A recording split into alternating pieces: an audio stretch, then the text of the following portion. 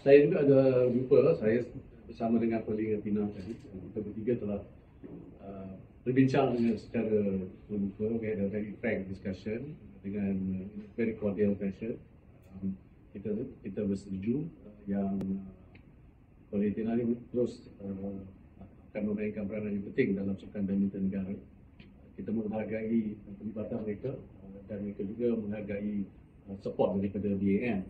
Dan pada masa yang sama saya berkongsi dengan mereka dan mereka pun bersetuju dan kita perlu mentamatkan perbincangan ini supaya mereka dapat fokus pada the tournament that is coming lah, especially the Japan Open, the China, also World Championship.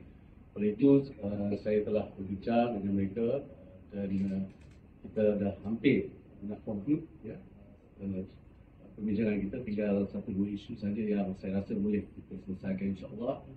Tapi masa yang diberikan saya tetapkan tadi dan mereka juga bersetuju supaya sebelum Japan Open ini kita buat satu pengumuman insya-Allah yang akan memberi kemenangan bagi kedua-dua pihak. Yang penting ialah kita nak pastikan kedua-dua atlet kita ni terus berjaya.